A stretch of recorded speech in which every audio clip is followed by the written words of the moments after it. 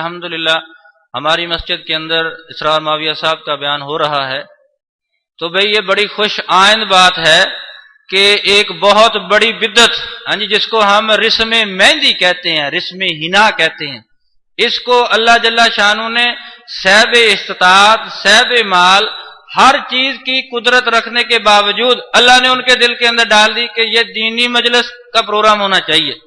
تو اس لیے سارے بھائیوں سے گزارش ہے، جہاں تک اس سیاکار کی آواز جاتی ہے، وہ سارے بھائی اپنے کاموں کو چھوڑ کر، اپنی دکانوں کو چھوڑ کر اللہ جل شانہ کی بات کو سننا، اللہ کے رسول صلی اللہ علیہ وآلہ وسلم کی بات کو سننا۔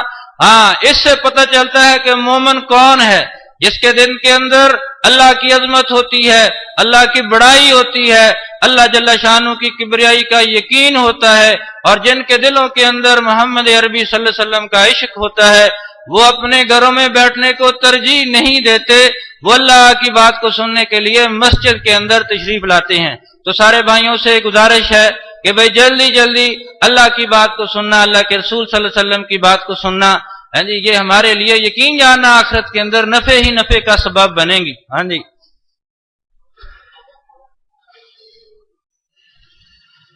یا خدا ہم غریبوں کی بات فریاد کو سن، بے کسوں بد نصیبوں کی فریاد کو سن، کملی والے محمد کی امت ہے ہم، سچ تو یہ ہے کہ تیری امانت ہے ہم۔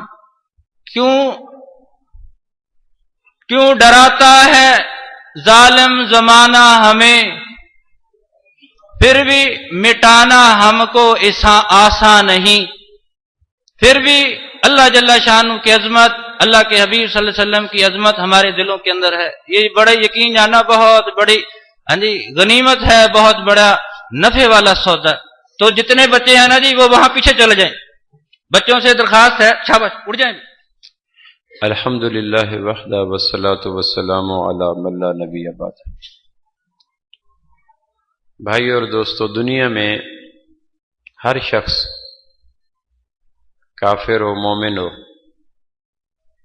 عرب ہو، عجم ہو، کالا ہو، گورا ہو، دیہاتی ہو، شہری ہو، امیر ہو، غریب ہو، پڑھا لکھا ہو یا ان پڑھ ہو،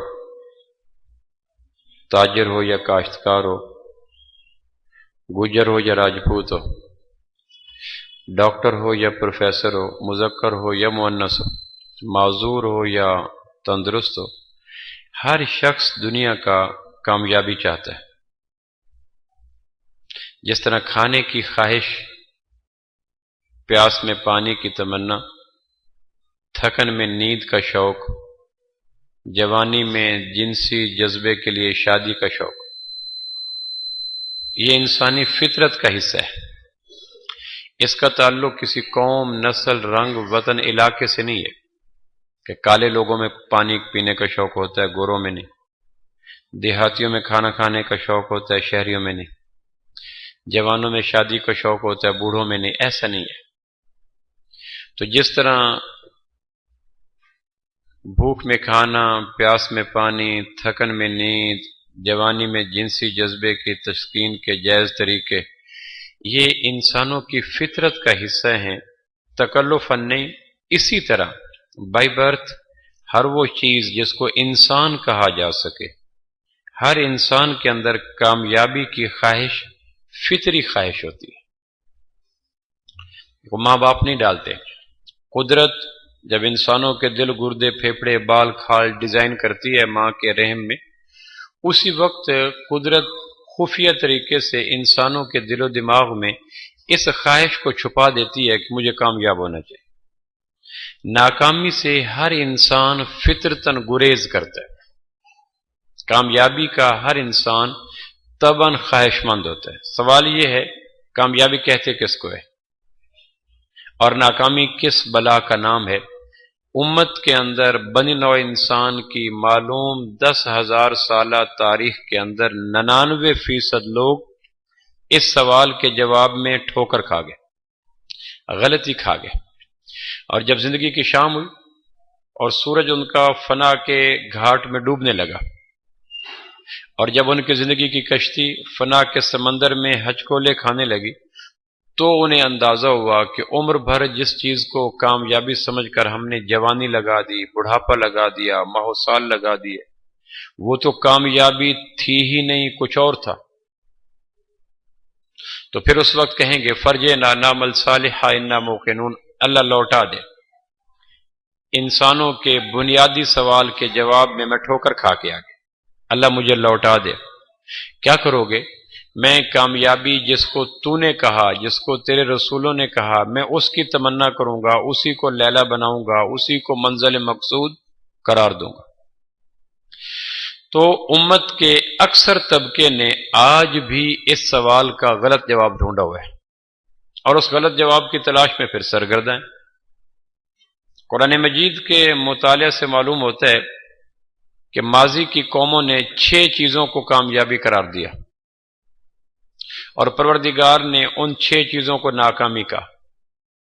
قوم سبا نے کہا کامیاب وہ جس کے کھیتوں کی زراعت اچھی ہو۔ لقد کان لسبع فی مسکنہم آیہ جنتان عن یمین و شمال کلوا من رزق ربکم واشکروا لہ بلدۃ طیبہ ورب غفور۔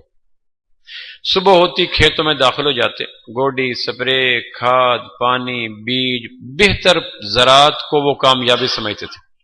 جس کا ایکڑ رقبہ فی ایکڑ زیادہ آمدن دیتا، زیادہ زراعت دیتا، وہ کامیاب ہوتا تھا۔ تو قوم سبا کے نزدیک کامیاب وہ تھا جس کی زراعت اچھی ہو۔ آسمان والے نے ان کے اس تصور کو غلط ثابت کرنے کے لیے ان پہ ڈیم توڑے، اور ڈیموں نے ان کے محلات کو برباد کیا، کھیتوں کو ویران کیا۔ اور قرآن کہتا ہے جہاں باغات تھے وہاں جھاڑیاں تھیں، جہاں پھول تھے وہاں کانٹے تھے، جہاں زندگی تھی وہاں موت تھی، جہاں محلات تھے وہاں کھنڈرات تھے، جہاں حیات تھی وہاں ڈھانچے پڑے تھے۔ اور فجعلناہم احادیث، ہم نے ان کو افسانہ بنا دیا۔ اور امت احمد کو کہا زراعت کرنا ضرور، لیکن زراعت کو کامیابی کی لیلہ قرار نہ دینا، ورنہ قوم سبا کے انجام کے لیے 2 4 رہنا۔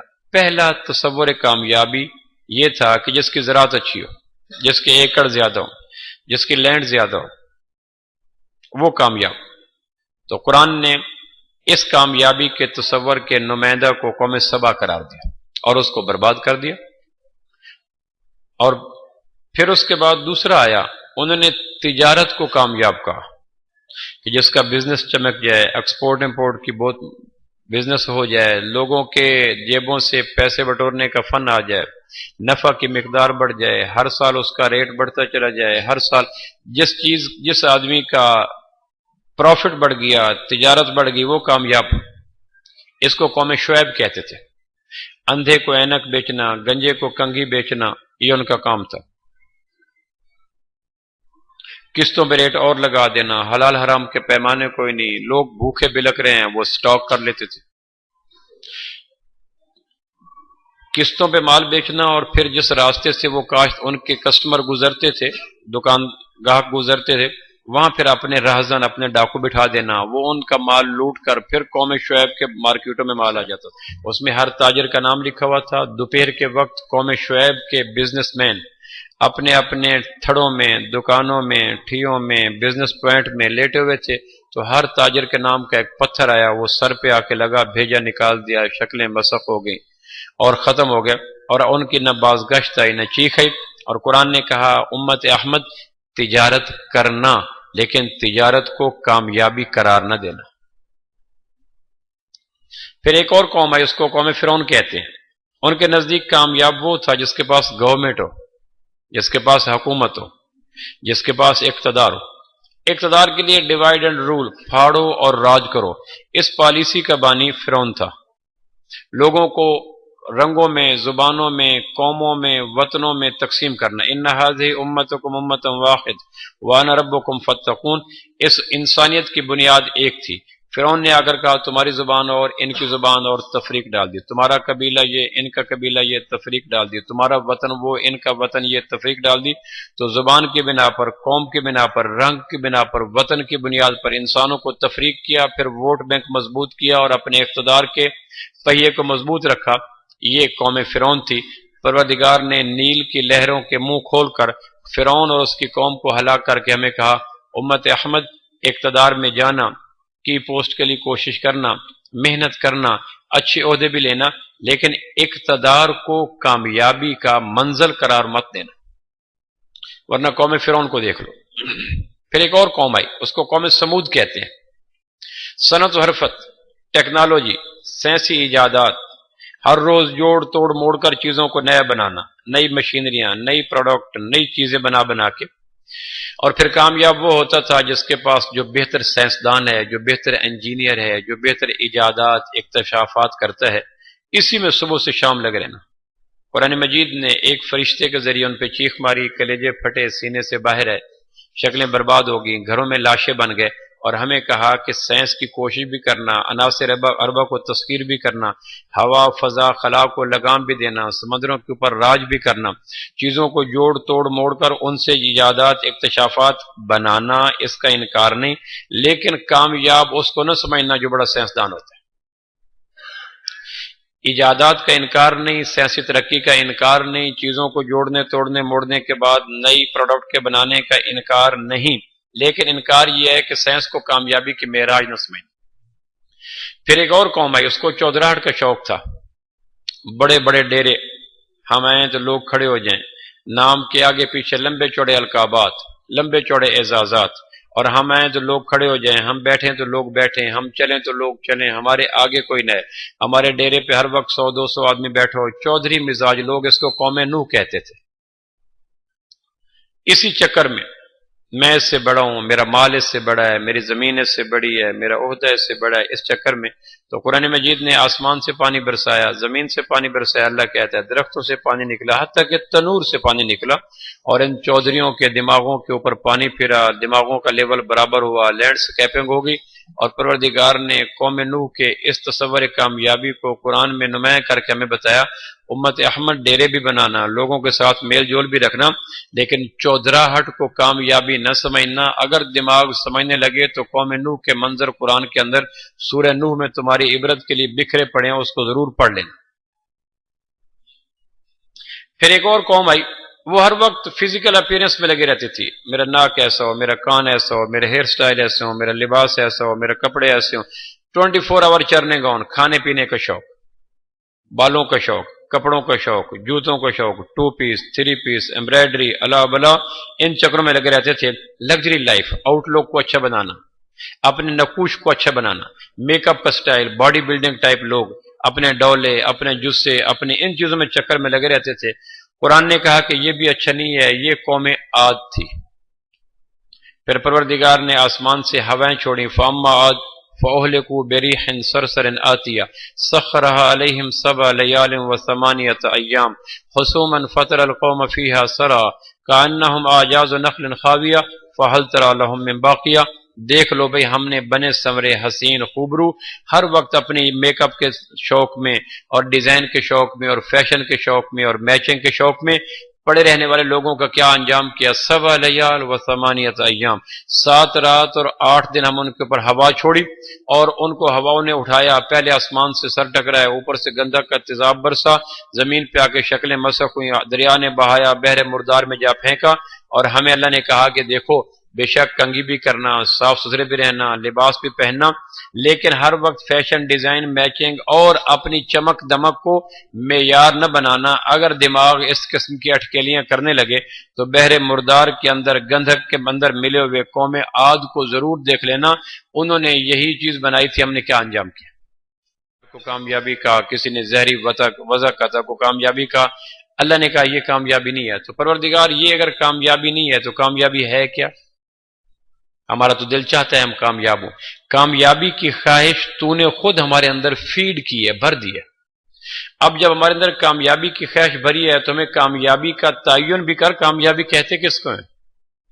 ایسا نہ ہو کہ ہم ماضی کی مردود قوموں کے مقہور تصور کامیابی کے زندگی گزار کے جب زندگی کی شام ہو اور کلا اذا بلغت التراقی وقیل من راق کے اندر جائیں اور ہمارا وجود ٹوٹنے لگے، پنڈلیاں ٹکرانے لگے، گلے کے گھنگرو بجنے لگے، آنکھوں کے وائپر گرنے لگے، خون سرد پڑنے لگے، جسم ٹوٹنے لگے، تو پھر ہمیں اندازہ ہو کہ کامیابی کا صحیح تصور ہم پا ہی نہ سکے۔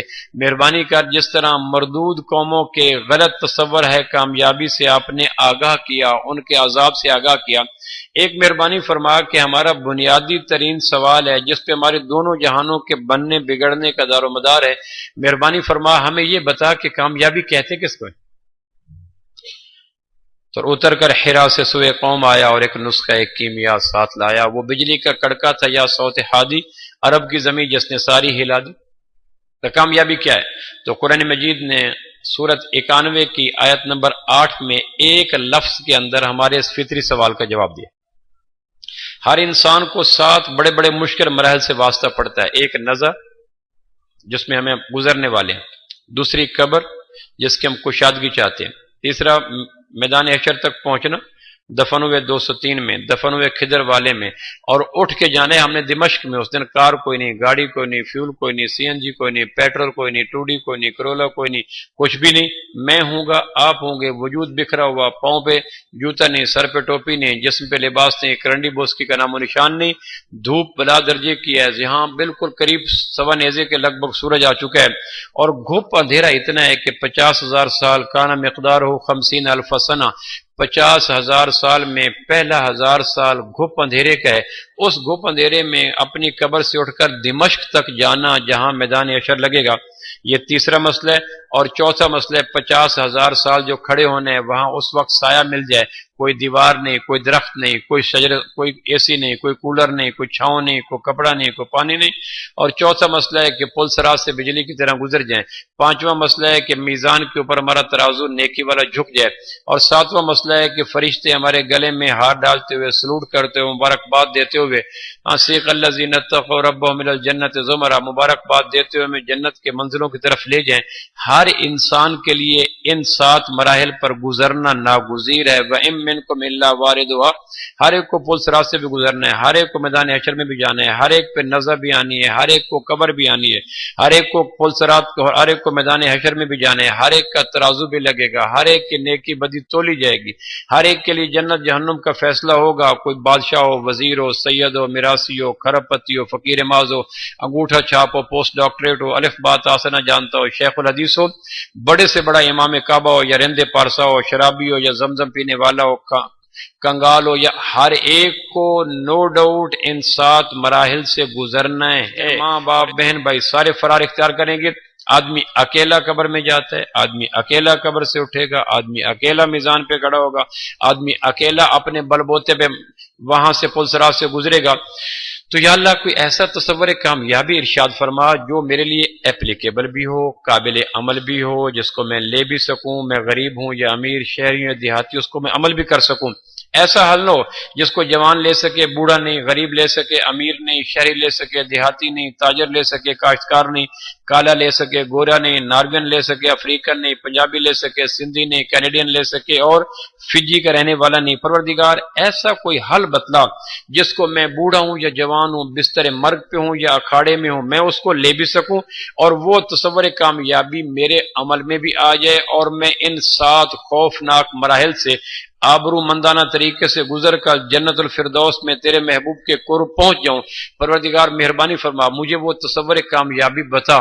تو قرآن مجید کی 91 نمبر سورت کی 8 نمبر آیت میں صرف ایک لفظ کے اندر قرآن کی بلاغت دیکھیں، قرآن کی فصاحت دیکھیں، قرآن کا حسن دیکھیں، انسانوں کا وہ بنیادی سوال جس میں بڑے بڑے لیکچر ہوئے، سیمینار ہوئے، کانفرنسیں ہوئیں، دانش پگھلی، لوگ آئے، تجربے ہوئے، لیکن جواب نہ پا سکے، تو وہ راز کملی والے نے بتلا دیا چند اشاروں میں۔ جو فلسفیوں سے کھل نہ سکا، جو نقدوروں سے حل نہ ہوا، وہ راز کملی والے نے بتلا دیا چند اشاروں۔ کیسے؟ اتر کر حرا سے سوئے قوم آیا اور ایک نسخہ کیمیا ساتھ لے۔ سو میرا اور آپ کا آج بنیادی مسئلہ یہ ہے کہ تجارت، زراعت، شادی، خوشی، غمی، یہ ہمارے مسائل نہیں ہیں، یہ مسئلہ اصل یہ ہے کہ اللہ کے پاس پہنچنے سے پہلے پہلے میں کامیابی کی دیوی، کامیابی کی پری، کامیابی کی لیلا، کامیابی کا پھول اپنے سینے پہ سجا کے پروردگار کے پاس حاضر ہوں، تو پھر میں جہاں مر گیا، میری قبر بنی نہ بنی، جنازہ پڑھا نہ پڑا، مجھے مچھلی نے کھایا، مجھے آگ نے جلایا، میرا چہرہ نہ پہچانا گیا، کچھ بھی ہوا، اگر میری روح کے اوپر وہ کامیابی کا پھول کھل اٹھا، قسم زمین آسمان کے خالق کی، 7 زمین 7 آسمان بھی اس تصور کامیابی پہ مبارکباد دیں تو بھی خوشی کا حق ادا نہیں ہو سکا۔ اب وہ کامیابی ہے کیا؟ تو بڑا خوش قسمتی کا موقع ہے کہ بھائی عثمان کے نکاح کی تقریب کے حوالے سے بڑے عرصے کے بعد کسی دوست نے خوشی کے موقع پر اس بات کا خیال رکھا، ورنہ غمی کے موقع پر اللہ کو یاد کرنا مسلمانوں میں کسی درجے میں ٹرینڈ ہے، رواج ہے، کیونکہ وہ جانتے ہیں کہ مارنے میں اللہ کا ہاتھ ہوتا ہے، لیکن نکاح میں وہ تو کنجروں کا ہاتھ ہوتا ہے، سو کنجروں کو بلایا جائے۔ کنجر لوگ کنجروں کو بلا بھی لیتے ہیں، آپ دیکھتے ہوں گے اکثر کنجر لوگ کنجروں کو بلاتے بھی ہیں، لیکن مسلمان کی یہ شان ہے کہ وہ کہتے ہیں نہیں، خوشی کے موقع پہ جس کے کلمے کی وجہ سے کسی کی عزت میرے بستر کی زینت بن رہی ہے، اور جس کے طریقے کی وجہ سے کسی کی آبرو عمر بھر کے لیے میرے رفیق حیات بن رہی ہے، کیسے ممکن ہے؟ میں ضمیر والا ہوں، غیرت مند ہوں، خاندانی ہوں، جس کے کلمہ اور جس کے طریقے کی وجہ سے کسی کی آبرو عمر بھر کے لیے میری رفیق حیات بن رہی ہے، میں ان 2 ذاتوں کو فراموش کر کے کنجروں کو یاد کروں، میرے سے بڑا بغیرت کون ہوگا؟ لیکن یہ سوچ غیرت مندوں میں آتی ہے، کنجروں میں نہیں آتی، کنجر اپنے کاموں میں لگے رہتے ہیں۔ بڑے عرصے کے بعد عثمان بھائی نے یہ کوشش کی کہ یہ نکاح کے حوالے سے، حالانکہ پروگرام میرا کوئی اس طرح کے جڑے ہوئے تھے کہ آنا قریباً مشکل انتہائی تھا، لیکن ان حضرات کی محبت اور ان کے ابو کا پہم اصرار ایسا تھا، مجھے آنا پڑا عرصے کے بعد۔ تو میں آج اس خوشی کی تقریب کے حوالے سے ایک تو آپ دوستوں کو دعوت دیتا ہوں کہ جب اپنے بچوں کی شادی کریں، اگر اللہ بیچ میں آپ محسوس کرتے ہیں کہ اللہ کا حکم بیچ میں ہے، اللہ کے محبوب کا طریقہ بیچ میں ہے، تو آپ کو اللہ اور اللہ کے رسول کا واسطہ اس موقع پر نیکی کی بات کروایا کریں، اور اگر یہ نہیں کروائیں گے تو قدرت کی سزا ہے کہ کنجر لوگ تو پھر آپ کے پاس آئیں گے، اور یہ بہت بڑی سزا ہے قدرت کی طرف سے کہ نیکی کے موقع پر آسمان کا خالق بلا دیا جائے اور کرپٹ ترین لوگ کنجروں کو بلا کر پوری کائنات کو برباد کیا جائے، اس کا سبب کچھ اور ہے۔ ابھی ہماری پنڈلیوں سے پنڈلیاں ٹکرائی نہیں ہیں، ابھی جاءت سکرۃ الموت بالحق کا منظر رقم نہیں ہوا، فکشفنا عنک غطاءک کے پردے ہمارے اوپر ابھی آئے نہیں ہیں، اسرائیل نے آ کر ہماری آنکھوں پہ پر نہیں رکھا، ہمارا جسم شکست اور ریخت کے زد میں نہیں آیا، ڈاکٹروں نے ہمیں لاجواب قرار نہیں دیا، اب دعا کرو اللہ والی گلی ہے، یہ بول ہمارے عزیز و اقارب کی زبان پہ جاری نہیں ہوئے، ابھی رگوں میں توانائی ہے، جسم میں صحت ہے، زندگی آواز دیتی ہے اور توانائیاں میں پکارتی ہیں، موسم بہار ہمارے اوپر ہے۔ اب اگر ہم نے کامیابی کا صحیح تصور لے لیا تو خرب ہا خرب مبارکباد کے قابل ہے وہ انسان جس نے عثمان بھائی کے نکاح کی تقریب کے حوالے سے منعقد اس محفل کے اندر قرآن کا خلاصہ لے لیا، حدیث کا خلاصہ لے لیا، 313 کتابوں کا نچوڑ لے لیا، اور کم و بیش 2 لاکھ انبیاء کی تعلیمات کا سک نچوڑ لے لیا۔ مبارکباد کے بعد مستحق ہے وہ نوجوان جس کی برکت سے آپ کو یہ بنیادی بات مل رہی ہے۔ تو میں یہ عرض کرنا چاہ رہا تھا کہ کامیابی کہتے کس کو ہے؟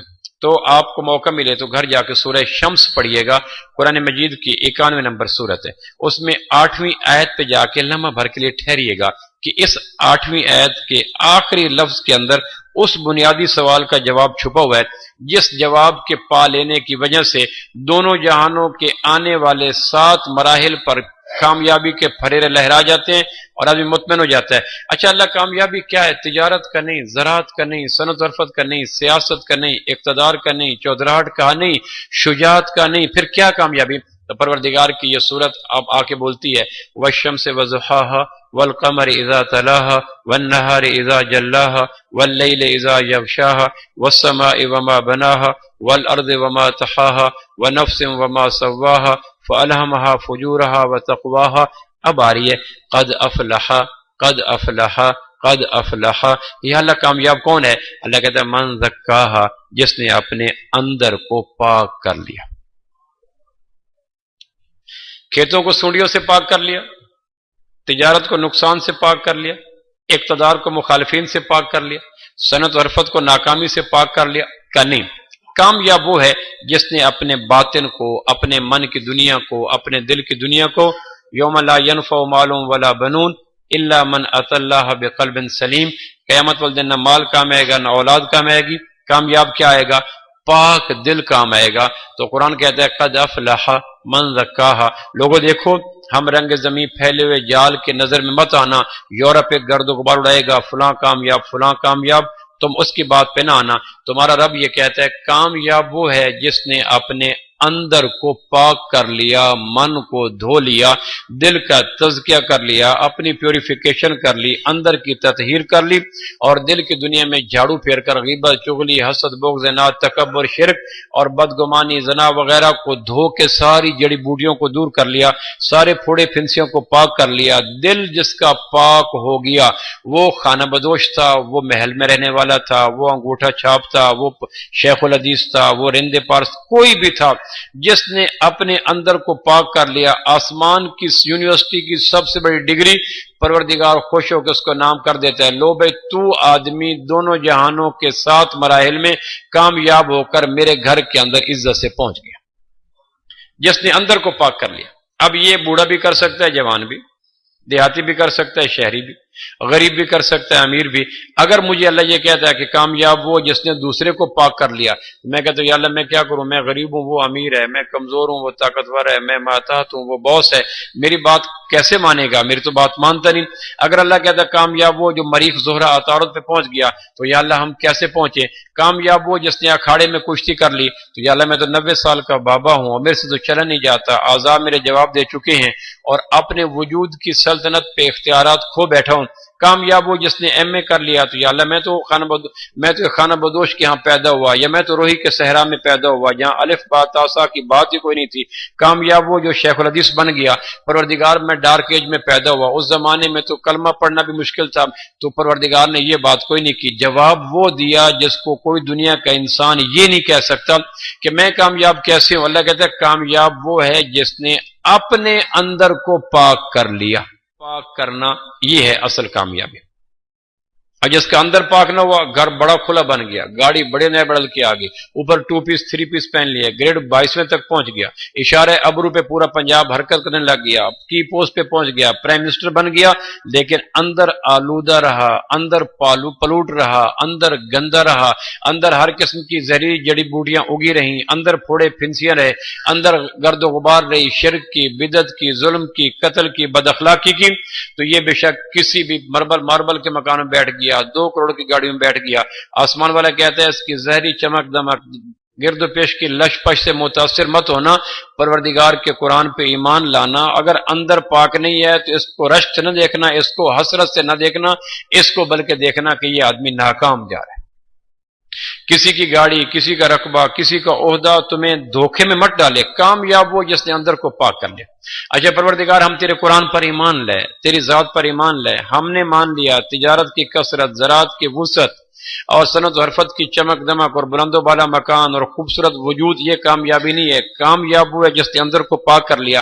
لیکن پروردگار کوئی کیپسول، کوئی سیرپ، کوئی ٹیبلٹ، کوئی انجیکشن، کوئی پشتہ ایسا نہیں ہے. کسی کیمسٹ نے ایسی دوائی نہیں بنائی جس کو میں کھاؤں، سونگوں، آنکھ میں ڈالوں اور میرا اندر پاک ہو جائے. کوئی پھونک، کوئی چھو منتر، کوئی لباس، کوئی مالش اور کوئی ایسا لیکوڈ نہیں ہے جس کو میں اوپر ملوں. کوئی ایسا صرف، کوئی ایسا سیرپ، کوئی ایسا شیمپو نہیں ہے جس کو میں دل کے اوپر ملوں اور اندر جھوٹ دور ہو جائے، غیبت دور ہو جائے، زنا دور ہو جائے، حب شہوات دور ہو جائے، حب دنیا دور ہو جائے، بے پردگی کا شوق دور ہو جائے. پروردگار دنیا کا کوئی کیمسٹ ایسا دوائی نہیں بنا سکا، کوئی طبیب ایسا فارمولا نہیں بنا سکا. تو میں کیا کروں؟ اندر پاک کیسے کروں؟ کوئی ایسی چیز تو ہے نہیں کہ اس کو میں اٹھا کے پانی ڈال دوں، زمزم ڈال دوں، شاور ڈال دوں اور وہ دھل جائے، یا باڈی سپرے کر لوں اور وہ صاف ہو جائے. تو پروردگار کہتا ہے لو میں تمہیں یہ بھی بتا دیتا ہوں اندر پاک کیسے ہوتا ہے. پروردگار میں تیار ہوں اس اندر کو پاک کرنے کے لیے. بیوی بچے ہنسیں یا روئیں، ماں باپ راضی ہوں یا ناراض، دوست احباب ملے یا جدا ہوں، ضرورتیں پوری ہوں یا ٹوٹیں، دل چاہے یا نہ چاہے، تخت ملے یا تختہ، عزت ملے یا ذلت، موت ملے یا حیات، شہرت ملے یا گمنامی، پروردگار میں ہر ایک سے ٹکر لوں گا، ہر ایک کو چھوڑوں گا، ہر ایک کو توڑوں گا. کیونکہ نزع کے عالم میں کوئی ساتھ نہیں دیتا، قبر کی پہلی رات میں کوئی ساتھ نہیں دیتا، میدان حشر تک جانے کے لیے کوئی سواری نہیں دے گا، 50,000 سال کے قیام میں کوئی سایہ نہیں دے گا، پل صراط پہ کوئی ہاتھ نہیں تھامے گا، میزان کے قریب جا کر کوئی ایک نیکی نہیں دے گا اور کوئی بھی نہیں کرے گا سو ان کی خاطر میں کیوں اس طریقے سے ہٹوں؟ تو پروردگار کہتا ہے لو بھائی سورہ جمعہ پڑھو، اس کے اندر میں تمہیں دل کو پاک کرنے کا نسخہ بتا دیتا ہوں، تاکہ کل کلاں یہ نہ کہو قرآن تھیوری دیتا ہے، پریکٹیکل نہیں دیتا، علم دیتا ہے، عمل نہیں دیتا، بات کرتا ہے، راہ نہیں سجاتا۔ یہ نہ کہنا جس قرآن نے کہا کامیاب وہ جس نے اندر کو پاک کر لیا۔ پروردگار اندر پاک کیسے ہو؟ تو سورہ جمعہ پڑھیں۔ سورہ جمعہ کے اندر قرآن مجید اس کا جواب دیتا ہے کہ لو بھائی اندر کو پاک کرنا چاہتے ہو، اندر کا تزکیہ کرنا چاہتے ہو کہ یا اللہ میں حاضر ہوں، اس کے لیے قربانی دو گو کہ یا اللہ ام حسبتم ان تدخلوا الجنہ ولما یاتکم مثل الذین خلو من قبلکم۔ ہمیں پتہ ہے ماضی میں بھی جن لوگوں نے اپنے باطن کو پاک کرنے کی محنت کی انہوں نے بڑی ٹکر لی، میں بھی ٹکر لوں گا، بے شک دانتوں کو پسینہ آ جائے، بے شک تنہائی آ جائے، بے شک غربت آ جائے، بے شک تن پہ کپڑے نہ رہیں، بے شک کوئی سلوٹ نہ کرے، میں حاضر ہوں۔ تو پروردگار کہتا ہے لو بے پھر تیار ہو جاؤ، ہم تمہیں بتاتے ہیں اندر پاک کس کو کہتے ہیں۔ پروردگار آپ بتائیں۔ تو قرآن مجید سورہ جمعہ میں اس کا جواب دیتا ہے بھی اندر کو پاک کیسے کریں کہ یا اللہ آپ ارشاد فرمائیں۔ تو اللہ کہتا ہے لقد من اللہ علی المؤمنین اذ بعث فیہم رسولا یتلو علیہم آیاتہ ویزکیہم ویعلمہم الکتاب والحکمہ۔ دیکھو اللہ کی نعمتیں بے شمار ہیں، اللہ کی نعمتوں کی حد کوئی نہیں، لیکن اللہ کا احسان ہمارے اوپر ایک ہی ہے۔ اللہ کی نعمتیں خرب ہا خرب ہیں، ایک آنکھوں کے وائپر کا اوپر نیچے ہونا نعمت ہے۔ اللہ کی اتنی نعمت کہ ایک نعمت سے ملنے والی نعمتیں بھی ہم شمار نہیں کر سکتے۔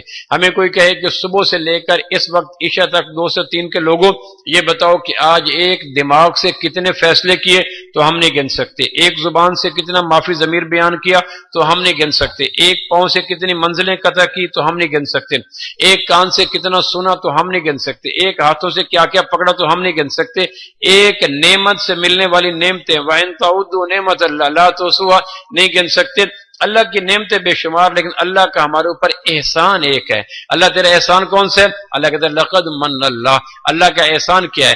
اللہ کا احسان یہ ہے کہ تمہیں تزکیہ نفس کا طریقہ بتاتا ہے، اندر کی طہارت کا قرینہ بتاتا ہے، من کو دھونے کا سلیقہ عطا کرتا ہے، اندر کی دنیا کو اجالنے کا طریقہ عطا کرتا ہے۔ اللہ کا احسان یہ ہے کہ تمہارے جنم جنم کے بنیادی دیرینہ سوال کا جواب تمہیں دیتا ہے، جس سوال کے جواب پہ تمہارے زندگی کے آنے والے 7 مراحل پہ کامیابیوں کا یقین ہے۔ اللہ تمہیں وہ حل بتاتا ہے، یہ تمہارا احسان ہے۔ پروردگار وہ کیا طریقہ ہے کہ ہم کامیاب ہو جائیں؟ تو اللہ کہتا ہے اس کا طریقہ یہ ہے لقد من اللہ علی المؤمنین اذ بعث فیہم رسولا۔ دیکھتے نہیں ہو میں نے تمہارے درمیان ایک رسول بھیجا ہے۔ رسول یا اللہ کیا کرتا ہے؟ یتلو علیہم آیاتہ ویزکیہم ویعلمہم الکتاب والحکمہ۔ وہ رسول آ کر تمہیں زراعت نہیں سکھاتا، تجارت نہیں سکھاتا، وہ ہل چلانا نہیں سکھاتا۔ یا اللہ رسول کیا کرتا ہے؟ اس رسول کا دنیا میں مبعوث ہونے کا، بھیجے جانے کا ایک ہی ہدف ہے، وہ ہے تمہارے دلوں کے تزکیہ، اندر کو پاک کرنے کا طریقہ سکھاتا ہے۔ پھوٹی کوڑی نہیں، وہ دوسرے کو خیرات کیا دے گا؟ پروردگار تیرا رسول جو ہمارے دلوں کو پاک کرتا ہے، ہر قسم کی مانوی عقائد کی، عبادات کی، معاملات کی، معاشرت کی، معیشت کی، اخلاقیات کی، خلوت کی، جلوت کی، احساسات کی، کیفیات کی، معاملات کی، یا اللہ جتنی بھی رذالتیں ہیں، خباثتیں ہیں، گندگی ہیں، تو آپ کا رسول اگر اس کو پاک کرتا ہے کہنے کہ ہاں تو یا اللہ آپ کا رسول خود تو پاک ہے نا۔ تو اللہ کہتا ہے 571 عیسوی دیکھو، 1 جیٹھ دیکھو، 22 اپریل دیکھو، 628 بکرمی دیکھو، اور 12 ربیع الاول دیکھو، اور مکہ مکرمہ دیکھو، اور مروہ پہاڑ دیکھو، اور 300 میٹر اوپر دیکھ لو، اور بیت البیضاء ایک کمرہ دیکھو، اور صبح 4:20 پر مکہ مکرمہ میں مخدوم کائنات، طیب کائنات، سید کائنات حضرت آمنہ رضی اللہ عنہا کی ذات اقدس سے جنم لینے والے اس پاک پوتر طیب طاہر کوثر و تسنیم سے دھلے ہوئے جنم جنم کے پاک نبی کو دیکھو۔ ہر بچہ پیدا ہوتا تو ناف جڑی ہوتی ہے، اس ذات پاک کی ناف کٹی ہوئی ہے۔ ہر بچہ پیدا ہوتا تو جسم آلودہ ہوتا ہے، اس ذات پاک کا جسم دھلا ہوا ہے۔ ہر بچہ پیدا ہوتا تو ننگا ہوتا ہے، اس کو جنت کا پہناوا پہنایا ہوا ہے۔ ہر بچہ پیدا ہوتا تو روتا ہے، یہ بچہ پیدا ہوتے ہی مسکرا رہا ہے۔ ہر بچہ پیدا ہوتا تو اوندا منہ گر جاتا ہے، یہ بچہ پیدا ہوتے ہی اٹھ کے بیٹھ گیا ہے۔ ہر بچہ پیدا ہوتا تو کمرے میں رونے کی آواز آتی ہے، یہ بچہ پیدا ہوا ہے تو زمین سے آسمان تک، شرق سے غرب تک، شمال سے جنوب تک نور ہی نور پھیل چکا ہے۔ تو جس ذات کے پیدا ہوتے جسم دھلا ہوا، وجود دھلا ہوا، اندر دھلا ہوا، باہر دھلا ہوا، کپڑے پہنے ہوئے، پاک پوتر طیب طاہر مخدون اور ناف کٹی ہوئی ذات پاک، دیکھتے نہیں ہو کہ میں نے تمہارا تزکیہ کرنے کے لیے جس ذات کو تمہارے بیچ میں بھیجا ہے، ولادت کے وقت میں نے کس طرح اس کو پاک پوتر کر کے پیدا کیا ہے تاکہ کل تمہیں اس کے پیچھے چلنے میں فخر ہو، ندامت نہ ہو۔ کہ परवरदिगार ने हमें किसके पीछे भेजा है। और फिर बाकी हयात तैयब देख लें कि उम्र भर इस ज़ात पाक के वजूद अक़दस पे कभी मक्खी नहीं बैठी, उम्र भर इस ज़ात पाक को कभी अंगड़ाई नहीं आई, उम्र भर इस ज़ात पाक को कभी जमाई नहीं आई, उम्र भर में इस ज़ात पाक ने कभी मजाक में झूठ नहीं बोला, उम्र भर इस ज़ात पाक को कभी नाइट फॉल नहीं हुआ, उम्र भर इस ज़ात पाक का गहरी नींद में वुज़ू नहीं टूटा, उम्र भर इस ज़ात पाक ने कभी ऐसा मजाह नहीं किया जो खिलाफ हकीकत हो, उम्र भर इस ज़ात पाक की आंख ने कभी बदनजरी नहीं की, जुबान ने कभी झूठ नहीं बोला, कान ने कभी गलत बात नहीं सुनी, उम्र भर इस ज़ात पाक का पांव कभी नाजायज राहों पे नहीं चला, हाथ ने जुल्म नहीं किया, उम्र भर इस ज़ात पाक के दिमाग के अंदर कभी गैर का ख्याल नहीं आया, दिल में कभी दुनिया की मोहब्बत नहीं आई, अंदर बाहर से पाक पवित्र धुली धुलाई जहरी बातनी सूरी मानवी हर एतबार से धो धुला के तुम्हें जात दी है, तुम इसके पीछे चलो, तुम्हारा अंदर का पाक करना इसके जिम्मे हो जाएगा। तो भाइयों, अगर हम अंदर को पाक करना चाहते हैं तो तरीका एक ही है, वो ये क्या है, हजरत मोहम्मद सल्लल्लाहु ताला अलैहि वसल्लम की जात अक़दस के पीछे हम चलें। आसमान वाला धीरे धीरे तदरीजन ग्रेजुअली हमारी आंखों को पाक करेगा, बेहयाई से जुबान को पाक करेगा, आलूदगी से कान को पाक करेगा, गलत समाज से दिमाग को पाक करेगा, गलत तखय्युलात से दिल को पाक करेगा, गलत जज्बात से, और जुबान को पाक करेगा गलत माकूलात से, गलत मशरूबात से, गलत मलबूसात से, अंग अंग पाक कर देगा। कब?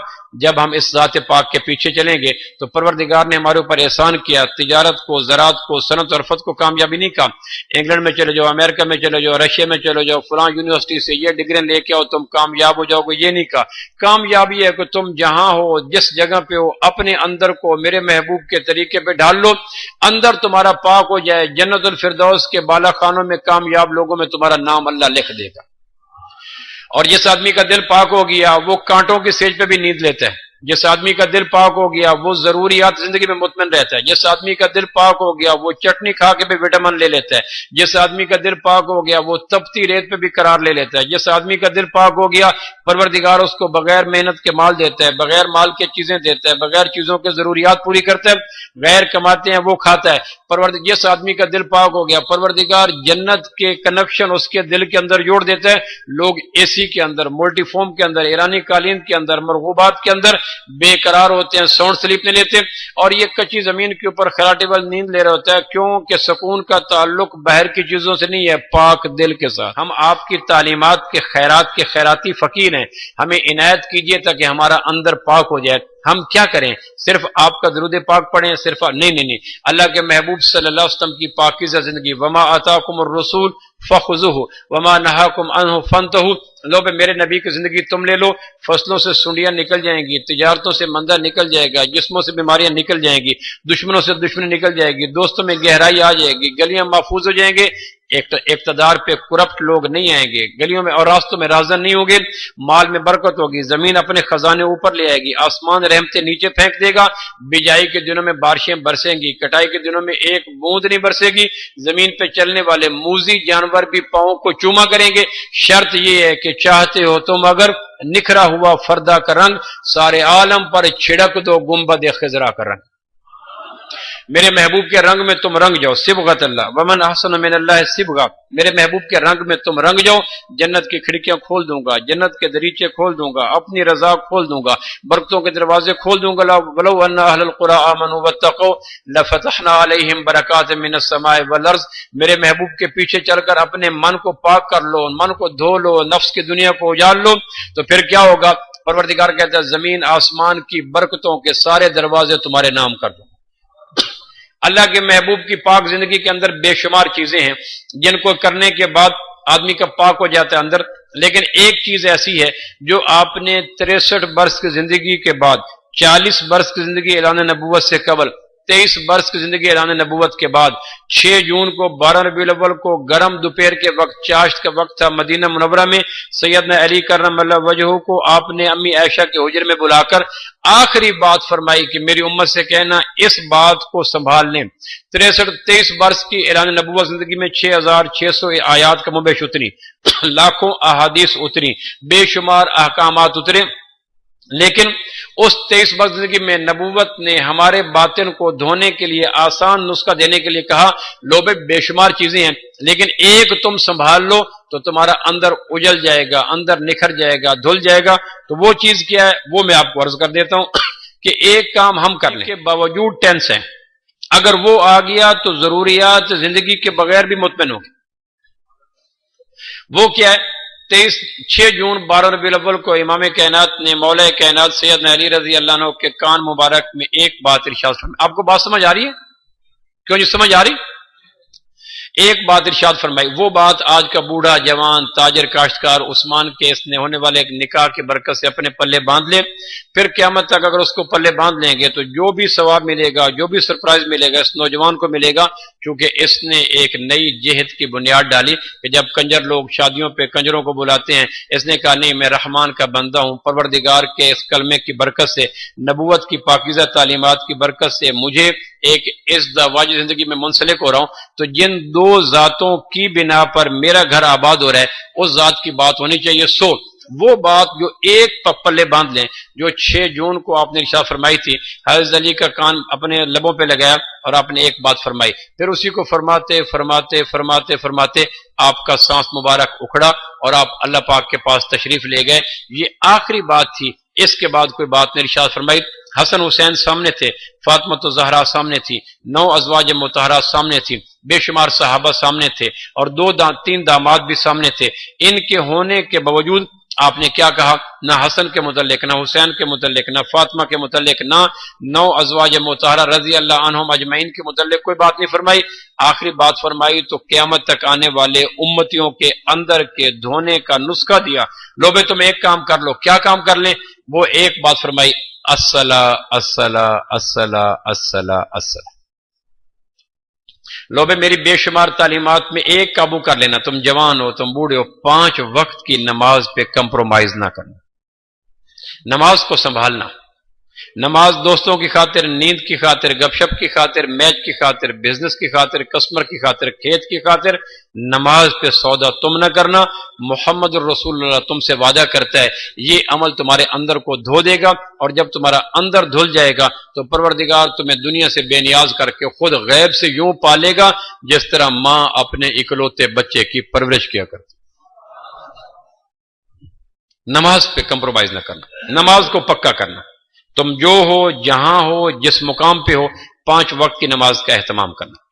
اذان آ جائے حی علی الصلاۃ تو ترازو چھوڑ دیں، حی علی الصلاۃ تو کینچی آگے کپڑا نہ کاٹے، حی علی الصلاۃ تو حل آگے نہ چلے، حی علی الصلاۃ تو فائل پہ سائن آگے نہ ہو، حی علی الصلاۃ تو میچ کے دوران بیٹ اگلے گیند کو ٹچ نہ ہو، حی علی الصلاۃ تو اگلا لقمہ منہ میں نہ جائے، حی علی الصلاۃ تو گفتگو کا سارا تکلم کا سلسلہ ٹوٹ جائے، حی علی الصلاۃ تو ہلکا احباب چھوڑ دیں۔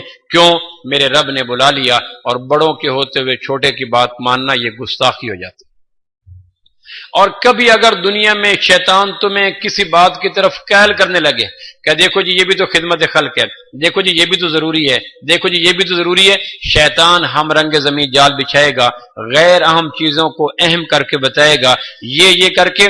جب شیطان کبھی تمہارے دلوں میں نماز سے زیادہ کسی غیر نماز کے کام کو اہم کرنے لگے تو اس وقت دیکھنا نماز کے وقت میں بیت اللہ کا طواف ہوتا ہے یا بند ہو جاتا ہے۔ آپ میں سے جو حجاج کرام گئے، عمرہ کرنے گئے، انہوں نے حج کیا ہوگا، ان سے اگر کوئی بیٹھا ہے حاجی صاحب تو وہ فرمائے کہ جب نماز بیت اللہ میں کھڑی ہوتی ہے اس وقت طواف بند ہوتا ہے یا ہو رہا ہوتا ہے؟ بولو جی۔ دنیا کے انسانوں کو یہ پیغام ہے کہ جس نماز کی خاطر پروردگار بیت اللہ کا طواف بند کر دیتا ہے، شیطان جتنا بھی کسی اہم کام کو اہم بنا کے دکھائے، اس سے کہنا پاگل کے بچے یہ کام کم از کم بیت اللہ کے طواف سے اہم تو نہیں ہے۔ اگر تمہارا ذوق، تمہاری دانش، تمہارا ہوش، تمہارا ضمیر، تمہاری غیرت، تمہارا تجربہ کبھی یہ وومٹ کر دے کہ ہاں یہ کام طواف سے بھی اہم ہے، تو پھر تجدید ایمان کر لینا، کلمہ دوبارہ پڑھ لینا، کیونکہ بیت اللہ کے طواف سے اہم کام بھلا کائنات میں کون سا ہو سکتا ہے۔ اب تو دنیا گلوبل ولیج بن چکی ہے، میڈیا لائیو طواف دکھاتا ہے، روز کی بنا پہ ہمارے ہاں طواف ہو رہے ہوتے ہیں۔ اگر حجاج کرام پہ اعتبار نہیں ہوتا تو اپنے ماتھے کی آنکھوں سے دیکھیں، جب نماز کا وقت آتا تو روزانہ 5 وقت بیت اللہ کی واحد عبادت، دنیا میں کہیں طواف نہیں ہوتا، یہ عبادت صرف بیت اللہ کے ساتھ ہے۔ ایک آدمی نے منت مانی کہ میں ایک ایسا کام کروں گا، عبادت کروں گا جو دنیا میں کوئی اور نہیں کرے گا. اگر میں نہ کر سکوں تو میری بیوی کو میرے اوپر طلاق. جوش ختم ہوا, ہوش سامنے آیا, عبادات کو گننا شروع کیا, تو کوئی عبادت ذوق میں نہ ہے. میں تلاوت کروں, میں نماز پڑھوں, میں تسبیح کروں, میں نفل کروں, میں خیرات کروں, میں کیا کروں؟ تو یقیناً دنیا کے 6 بر اعظم میں قائم 257 ممالک میں کوئی نہ کوئی آدمی تو یہ پریکٹس کر رہا ہوگا. ایسا تو نہیں ہو سکتا کہ میں اکیلے ہوں. تو تھک ہار کے امام ابو حنیفہ رحمۃ اللہ علیہ کے پاس گیا, میں نے یہ منت مانی, کوئی صورت بچنے کی ہے؟ تو امام صاحب فرمان لے کہ بیت اللہ چلا جا, طواف کرنے والوں کے سامنے ہاتھ جوڑ دے, کہ صرف 5 منٹ کے لیے آپ مطاف خالی کر دیں. وہ خالی کر دیں, تم طواف میں شامل ہو جانا, اپنی قسم میں سچے ہو جاؤ گے, کیونکہ طواف ہے ہی بیت اللہ کی پروڈکٹ. 120 رحمتیں روزانہ اتارتے ہیں, اس میں 80 رحمتیں تو طواف کرنے والے چوس لیتے ہیں. تو جب 80 رحمتیں چوسنے والے رک چکے ہیں اس عمل سے, تو دنیا میں کون سا بڑا کام ہے جو طواف سے بڑا ہے, جس کے سے تو مسجد میں نہیں آ سکے؟ ایک تو 5 وقت کی نماز کا اہتمام کریں. دنیا میں کوئی عبادت ایسی نہیں ہے جو ہر ایک پہ ہر وقت ہو. معذور پہ جہاد نہیں, غریب پہ زکوٰۃ نہیں, مسافر پہ روزہ نہیں, خائف پہ حج نہیں ہے, امی آدمی کے اوپر شیخ الحدیث بننا نہیں ہے. ہر آدمی کے اوپر ہر عبادت میں اونچ نیچ چھوٹ رخصت آ جاتی ہے, لیکن نماز کے علاوہ کوئی صورت ہے ہی نہیں. 6 ہجری کو اللہ کے محبوب جب مدینہ منورہ سے مکہ مکرمہ چلے طواف کرنے کے لیے, مقصد تھا کہ عمرہ کر کے واپس آ جائیں گے. ظہر کی نماز مکہ کے قریب پڑی. خالد بن ولید, اکرمہ بن ابی جہل, ان دنوں قریش کے مشرکین مکہ کے نمائندہ تھے. انہیں پتہ چلا تو یہ سامنے پہاڑوں میں چھپ کر حملہ کرنے کے لیے تیار ہو گئے. اتنے میں ظہر کی نماز پڑھی صحابہ نے, تو خالد نے کہا یہ بڑا اچھا موقع ہے, رکوع سجود میں یہ مکمل دائیں بائیں آگے پیچھے سے غافل ہو جاتے ہیں, اگلی نماز جب پڑھیں گے تو یک بار حملہ کریں گے, ان کو گاجر مولی کی طرح کاٹ دیں گے. ابھی وہ اگلی نماز کے لیے تیار ہوئے تو ظہر اور عصر کے درمیان صلاۃ الخوف کی آیات اترائیں کہ میرے محبوب اگلی نماز میں نماز نہ چھوڑیے گا, پڑھنے کا ترتیب بدل لیجیے گا. کچھ آدمی آگے چلے جائیں, کچھ پیچھے کھڑے ہو جائیں, کیا یا اللہ ہم نماز نہ چھوڑ دیں, یہاں تو موت تقسیم ہوتی ہے. دنیا میں اس سے زیادہ ہولناک اور کریٹیکل سچویشن جہاد سے زیادہ کہیں تو نہیں ہوتی. یا بازو کٹ رہا ہے, یا آنکھ نکل رہی, یا شارک پھوٹ رہی ہے, یا گردن کٹ رہی ہے, یہ تو نہیں ہوتا. تو جب جہاد جیسی ہولناک صورت میں نماز کو باجماعت پڑھنے کا طریقہ سورہ مائدہ بتلا رہی ہے, تو نکاح میں, ولیمے میں, شادی میں, بزنس میں, کھیل میں, آپ خود سوچیں, اس سے زیادہ خوفناک صورت تو کوئی نہیں. ہر دشمن کی خواہش ہے کہ میرا تیر, میری گولی, میرا بم دوسرے کی شہرک پہ لگے اور زندگی کا رشتہ کاٹ دے. اس سے کم تو دشمن راضی نہیں ہوتا. تو جب موت تقسیم ہو رہی ہو, نماز اس وقت بھی فرض ہے, تو باقی کون سا موقع رہ گیا؟ نماز گئی, نبوت کی تشبیہ دیکھ لیں, امام کائنات کی تشبیہ دیکھیں. آپ نے کہا کہ تم نے دیکھا ہے کبھی کوئی انسان بغیر سر کے ہو؟ کتنی بلیغ, عمدہ, جامع, کمپریہنسو اور قیامت تک سمجھ میں آنے والی تشبیہ. تم نے کبھی کوئی انسان دیکھا جو بغیر سر کے ہو؟ کہا جی نہیں. کا دین میں نماز کا وہی مقام ہے جو بدن میں سر کا مقام ہوتا. سر گیا, انسان گیا, نماز گئی, اسلام گیا. جس آدمی زندگی میں نماز نہیں ہے اس پہ سچا سکون حرام ہے. دیکھو شہرت اور ہوتی ہے, عزت اور ہوتی ہے. شہرت تو اپنے دور میں مشرف کو مل گئی تھی, لیکن عزت تو نہیں ملی. کسی نے 20 کروڑ کی آبادی میں کسی نے اپنے بیٹے کا نام مشرف رکھا؟ کیوں جی؟ کسی نے رکھا مشرف؟ بلال نام تو رکھے ہوں گے آپ نے, اسامہ نام تو رکھے ہوں گے. گمنام پہاڑوں کے بیچ میں بیماری کی زندگی گزار کے جانے والا سعودی عرب کا شہزادہ, اس کے نام پہ اسامہ نام تو رکھے ہوں گے. وطن عزیز میں بہت بڑے پھول سے جانے والا کم بخت ذلیل ترین انسان کسی نے مشرف نام بیٹے کا رکھو تو بتاؤ کیوں جی؟ ہر گالی اس کے نام ہو جائے گی جو اپنا نام اس بغیرت کے نام پہ رکھے گا. کیوں؟ اس لیے کہ عزت اور ہوتی ہے, شہرت اور ہوتی ہے, صحت اور ہوتی ہے, وجود کا پھولنا اور ہوتا ہے. ایک آدمی کو 2-4 بھیڑ کاٹ لیں, ڈیمو کاٹ لیں, تو اس کا چہرہ تو پھول جاتا ہے, لیکن اس کو صحت کون کہتے ہیں؟ ابھرا ہوا گال اس کو باد نسیم بھی لگے تو درد ہوتی ہے, ہلکا سا اوپر سے ہاتھ گزر بھی جائے تو درد ہوتی ہے. کیوں جی آپ کا چہرہ تو اس وقت سیب کی طرح پھولا ہوا ہے، شگوفے کی طرح سرخ ہے۔ کہا نہیں نہیں، یہ صحت نہیں ہے، یہ ڈیمو کا ڈسا ہوا ہے۔ نماز کے بغیر کسی کو دیکھو کبھی سکون کے عالم میں تو وہ ایسا ہی ہوگا جیسے ڈیمو کا ڈنگا ہوا صحت مند ہوتا ہے۔ اس کی کوٹھی، اس کے کار، اس کے بینک بیلنس، اس کے کپڑے، اس کے جوتے، اس کے لباس، اس کا سرخ و سفید چہرے پہ نہ جانا، اندر ایک چولستان کا صحرا ہے، اندر ایک افریقہ کا جنگل ہے، اندر ایک بحر مردار ہے، جہاں ہر وقت بھنور اٹھتے ہیں، ہر وقت بگولے اٹھتے ہیں، ہر وقت خشک سالی کا موسم ہوتا ہے۔ یہ وہ پودا ہے جس پہ الو بھی اپنا آ کر نہیں بناتا گھونسلہ۔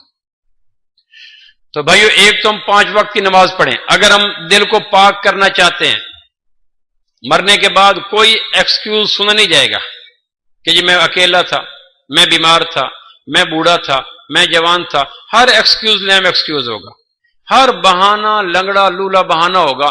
نماز کے حوالے سے شریعت نے کوئی عمل نہیں سنا۔ آخری عمل جو اللہ کے محبوب نے کیا کیا، حضرت عباس اور حضرت علی رضی اللہ عنہما کے کندھے پہ ہاتھ رکھا، 14 دن کا ٹمپریچر اور مرحب کی بھابی زینب کے دیے ہوئے زہر کا ہلکا ہلکا اثر اور وجود میں بلا درجے کی تھکن، آپ نے دونوں کے کندھوں پہ ہاتھ رکھا اور چلے مسجد کی طرف۔ آپ کی انگلیاں یا کبھی آپ کے پنجے، اس کی لکیر زمین پہ چلتی ہوئی دکھائی دے رہی تھی۔ پورا پاؤں اٹھا کے نہیں رکھ رہے تھے، لیکن کہہ رہے تھے مجھے نماز پڑھتی ہوئی اپنی امت دکھلا دو، اگر میری امت نماز پہ ہے میں مطمئن ہو کے اللہ کے پاس چلا جاؤں گا، ہر خیر پہ رہے گی، کیونکہ میرے اللہ نے معراج پہ مجھ سے وعدہ کیا تھا میرے محبوب تیری امت اپنی نماز پہ قائم رہے، میں اس کو زمین آسمان کی ہر آفت سے بچاؤں گا۔ تو بھائیو، ہم 5 وقت کی نماز کا اہتمام کریں۔ آپ اندازہ کریں، فقہا سے پوچھیں، ایک آدمی کے گھر اور دکان کے درمیان ایک دریا پڑتا ہے، ظہر کی نماز پڑھ کر وہ دکان بند کر کے چلتا ہے، عصر کی نماز جا کے دریا تیر کے اپنا پڑا کرتا ہے اپنے کنارے پر گاؤں میں۔ ایک دن اس نے کپڑے اتارے، سر پہ باندھے، تیرنا شروع کیا۔ 500 گز چوڑا دریا، 20 گز گہرا دریا، تیرتے تیرتے بیچ میں تھک گیا۔ باد مخالف، بھنور خوفناک، ہوائیں مخالف سمت، چلتے چلتے تھک گیا۔ بازو کی مچھلیاں جواب دے گی، وجود شل ہو گیا، تھکن اتر گئی، حتیٰ کہ اس کو مڑ کے دیکھا تو سورج ڈوب رہا تھا۔ اب جسم پہ کپڑا کوئی نہیں، قبلے کا تعین کوئی نہیں، رکوع سجود پہ قادر کوئی نہیں، وضو کا پتہ کوئی نہیں، تسبیحات پڑھ نہیں سکتا، ٹھہر وہ نہیں سکتا۔ اس سے زیادہ دنیا میں ہولناک صورت کیا ہو سکتی ہے؟ یہاں بھی اس کو نماز پڑھنا فرض ہے۔ اگر نماز یہاں نہ پڑھی تو ایک قضا نماز کا گناہ اس کے سر لکھا جائے گا کہ یہاں اس پہ تو لباس بھی نہیں ہے، کہ بھلے نو، رکوع سجود پہ قادر نہیں ہے، کہ بھلے نو، تسبیحات نہیں پڑھ سکتا، نہ کر سکے، قبلہ رخ کا پتہ کوئی نہیں، نہ ہو، وضو کا کچھ پتہ نہیں، نہ ہو، بازو ہلا رہا ہے، پھر حضرت ٹھہر نہیں سکتا، کہ اس کو نماز کی پریکٹس کرنی ہوگی۔ اگر یہاں بھی نماز چھوڑ دے گا کہ بھی نماز قضا ہو رہی ہے اور سامنے آ گیا دریا کا کنارہ، دریا کا کنارے پہ پہنچوں گا تو یقیناً سورج ڈوب جائے گا، سورج ڈوب گیا تو میری عصر کی نماز دریا کے اندر غرق ہو جائے گی، تو اس کو اس وقت پہ نماز پڑھنا فرض ہے، کیونکہ نماز گئی دونوں جہان گئے۔ اس لیے کسی حکم پہ شریعت نے ماں باپ کو مارنے کو حکم نہیں دیا، نماز نہ پڑھے اولاد کو مارو، کہ نماز نہیں پڑھتے تم تو دونوں جہانوں کے خیر سے چلے جاؤ۔ تو بھائی، ایک تم نماز کا اہتمام کریں اگر تزکیہ چاہتے ہیں۔ دوسرا تزکیہ کا طریقہ نکاح ہے، آنکھوں کو حیا دیتا ہے نکاح۔ نکاح کے حوالے سے 2-3 باتیں سن لیں، اس کے بعد پھر ہم دعا کر لیتے ہیں۔ نکاح کا، جوانوں نکاح کراؤ دل پاک ہوگا، جوانوں نکاح کراؤ آنکھوں میں حیا آئے گا، جوانوں نکاح کراؤ دل کے اندر قرار آئے گا، جوانوں نکاح کراؤ دماغ کے اندر اضطراب ختم ہو جائے گا، جوانوں نکاح کراؤ سوچوں میں طہارت آ جائے گی، جوانوں نکاح کراؤ جذبوں میں پاکیزگی آ جائے گی، جوانوں نکاح کراؤ خیالات میں تطہیر ہو جائے گی۔ نکاح کراؤ، نکاح کراؤ، نکاح کراؤ۔ نکاح سے بھی اندر پاک ہوتا ہے، کیونکہ ہر انسان کے اندر 4 فطری جذبے ہوتے ہیں، بھوک میں کھانا، پیاس میں پانی، تھکن میں نیند اور جنسی جذبے کی شدت میں خاتون کا تخیل۔ یہ آدمی کے فطرت میں شامل ہے۔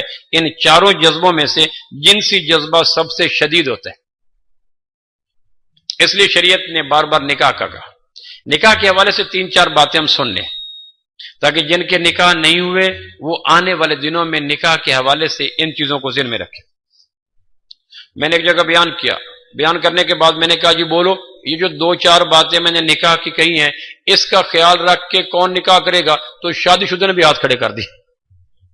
मैंने कहा तुम चांस अवेल कर चुके हो, तुम जो कर चुके हो तुम तो भुगतो, तुम्हें किसने कहा है कि तुम हाथ खड़े करो। और मैंने देखा जो 70+ बाबे थे वो भी कांपते हुए हाथ कि जी हम भी इसी तरीके पे निकाह करेंगे। मैंने कहा अगर ये बात खवातीन तक पहुंच गई वो तो मेरा तिक्का बोटी कर देंगे कि ये कौन सा मौलवी आया है जो हमारे शौहरों को दूसरे निकाह की आदत डाल के जा रहा है। मैंने कहा भाई ये शादीशुदा के लिए नहीं है, वो जो हो चुका उसको भुगते हैं, जो दूसरे आने वाले हैं ये उनके लिए है, जो चांस अवेल कर चुके हैं बिस्मिल्लाह। एक तो यह है कि निकाह इबादत है, रस्म दुनिया नहीं है। जिस अल्लाह ने नमाज का हुक्म कुरान में दिया उसी अल्लाह ने निकाह का हुक्म कुरान में दिया। जिस अल्लाह के रसूल ने नमाज अपनी जात से पढ़ी उसी अल्लाह के रसूल ने 11 निकाह अपनी जात से किए। लिहाजा हर इबादत का हुक्म देने वाला अल्लाह, निकाह का हुक्म देने वाला भी अल्लाह।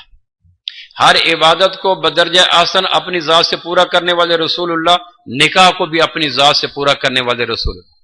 लिहाजा निकाह एक इबादत है, रस्म दुनिया नहीं है, और अजीम तरीन इबादत है और अपने अंदर कई इबादतें रखती है।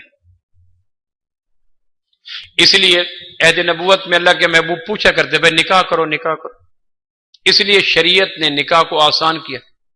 पानी पीने के अभी एक दोस्त कह रहे थे 6 सुन्नतें हैं, निकाह पानी पीने से भी आसान है। शरीयत ने अपने अहकाम में सबसे आसान निकाह को किया। वलीमा, खुतबा, बारात, मंगनी, रस्म हिना, ये इनमें से कोई चीज नहीं। लड़का लड़की, 2 जवान, उन्होंने आमने सामने कहा, हमने एक दूसरे को मियां बीवी कबूल किया, चलो भाई निकाह हो गया।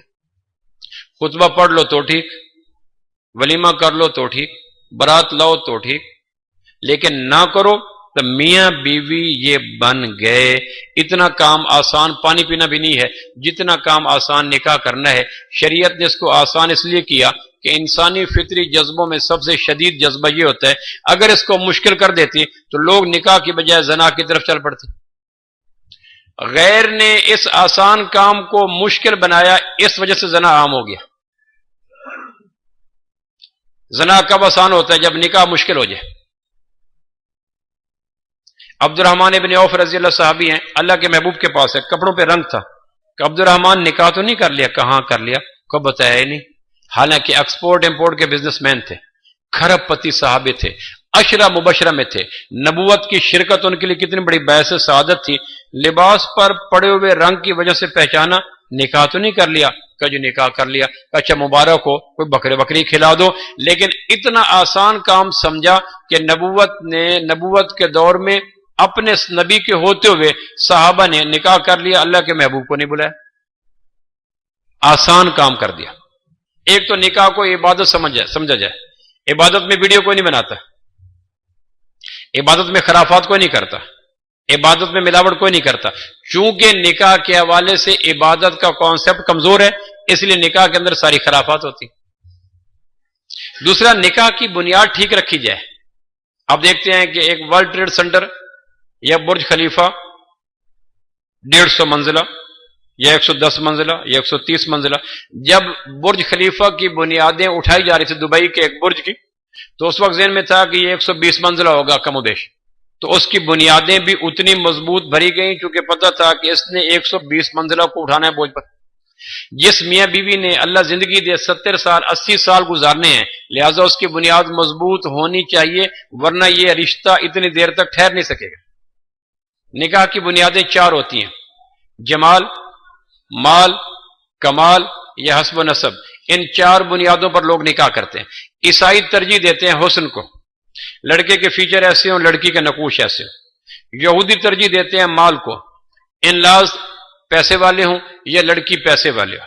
हिंदू तरजीह देते हैं बिरादरी को, ब्राह्मण ब्राह्मण में करेगा, शूदर शूदर में करेगा। अब ये 3 कौमें अपने निकाह की बुनियाद या जमाल रखती हैं या माल रखती हैं या हसब नसब रखती हैं।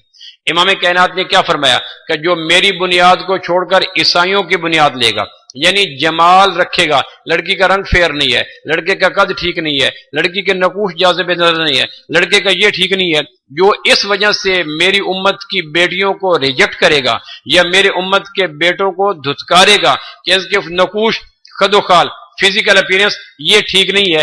اور فرمایا جو نکاح کی بنیاد رکھے گا کس چیز کو؟ جمال کو، اللہ پاک اس کو ہمیشہ پریشان رکھیں گے۔ کیوں؟ کہ وقت کے گزرنے کے ساتھ ساتھ اس کی بنیاد کمزور ہو جائے گی۔ لڑکی بیاہ کے لایا تو جوان تھی 20 سال کی، یقیناً اس کے جسم کی خوبصورتی اور تھی، پروردگار نے 10-12 سال میں 6 بچے دے دیے۔ اب 6 بچوں کے بعد تو وہ جاذبیت نہ رہی، وہ کشش نہ رہی، وہ رانائی نہ رہی، وہ دلکشی نہ رہی، وہ مرجعیت نہ رہی، وہ حسن نہ رہا۔ تو جس کی بنیاد جمال تھا، وقت کے گزرنے کے ساتھ بنیاد کمزور پڑے گی، طلاق بڑھ جائے گی۔ اس لیے فرمایا اپنے نکاح کی بنیاد جمال نہ رکھو۔ لقد خلقنا الانسان فی احسن تقویم، پروردگار کہتا ہے میں نے ہر انسان کو حسین بنایا، سو پروردگار کی تخلیق میں نقص نکال کے ذلیل نہ بنو۔ دوسرے کی بیٹیوں کو نفسیاتی کیس نہ بناؤ، قد کی بنیاد پر، رنگ کی بنیاد پر، شکل کی بنیاد پر۔ آسمان کے خالق کی مینوفیکچرنگ ہے اور اللہ کی مینوفیکچرنگ میں فالٹ کوئی نہیں ہوتا۔ بے غیرت میڈیا نے لوگوں کو بے حیا بنانے کے لیے آوارہ ترین لڑکیوں کو حسن دکھلا کر ان کا مزاج برباد کر کے رکھ دیا، کیونکہ نوجوانوں نے دیکھا اس فلاں لڑکی کو میڈیا پر، اس کی آنکھ ایسی، اس کے کان ایسے، اس کا رنگ ایسے، اس کے نقوش ایسے، اس کو ذہن میں بٹھا کر پاک باز، عفت ماب اور ایشیائی بچیاں جو گھروں میں پرورش پاتی ہیں، آوارہ گر نہیں ہوتی، اسٹیج نہیں جاتی، ان کو ریجیکٹ کر دیا۔ اس کم نصیب سے کس نے کہا کہ حوا کی بیٹیوں کے سینے پر ایک ناکامی کا داغ چھوڑ کے نیوں کی تلاش میں چلے جاؤ؟ اگر کسی کی بیٹی کو دیکھنا بھی آئے تو وہ گائے بھینس نہیں ہے کہ اس کو منڈی میں لا کھڑو۔ اگر دیکھنا بھی آئے تو عزت اور آبرو سے دیکھو، اس طرح سے دیکھو کہ اگر تمہیں ریجیکٹ کرنے کا موقع ملے تو تمہیں یہ پریشانی نہ ہو، نہ اس کو پریشانی ہو، نہ ماں باپ منہ چھپاتے پھریں۔ میرے ایک دوست کے گھر میں رشتہ دیکھنے کے لیے آئے، اور رشتہ دیکھنے کے لیے 8-10 بڑے بڑے ڈشکرے آگے، کھانے پینے والے آ جاتے، 2-3 ان کی عورتیں آگے، 5-7 بڑے بڑے ہٹے کٹے 6-8 فٹ کے آگے۔ لو جی انہوں نے بیچاروں دسترخوان سجا دیا، کھایا پیا، ڈکار مارا، باہر جا کے جواب دیا کہ جی لڑکی کا رنگ صاف نہیں تھا۔ اب ان بغیرتوں سے پوچھو رنگ تم نے کیا یا پروردگار نے کیا؟ اگر اتنی غیرت تھی تو کسی کی بیٹی کے رنگ پہ تنقید کرنے سے پہلے سوچا نہیں تھا؟ رنگ پہ تنقید نہیں ہو رہی، رنگ ڈسٹمپر کرنے والے اللہ پہ تنقید ہو رہی ہے نا، کہ پروردگار آپ کا یہ کلر سکیم اچھی نہیں تھی۔ اور مخلوق پہ دیکھو نا، تعمیر پہ تنقید معمار پہ حرف آتا ہے، زیور پہ تنقید سنار پہ حرف آتا ہے، برتن پہ تنقید کمہار پہ حرف آتا ہے، تقریر پہ تنقید مقرر پہ حرف آتا ہے، اور لباس پہ تنقید درزی پہ حرف آتا ہے۔ کسی کی بیٹی پہ تنقید بولو کس پہ حرف آئے گا؟ بولو جی، بولو جی، بولو کس پہ حرف آئے گا؟ تنقید اس نے اگر اس کی آنکھ پہ کی ہے، اس کے ناک پہ کی ہے، اس کے رنگ پہ کی ہے، تو اس نے اپنی آنکھ ناک خود بنائی ہے یا اللہ نے بنایا؟ بولو۔ نوح علیہ السلام نے ایک کتے کو دیکھا، اس کی 4 آنکھیں تھیں، ہنس پڑے۔ کتے کو پروردگار نے زبان دی اور زبان میں کہنے لگا نوح میرے بس میں ہوتا تو میں 4 آنکھیں کو جا کتا کیوں بنتا؟ میں اپنی مرضی سے کب کتا بنا؟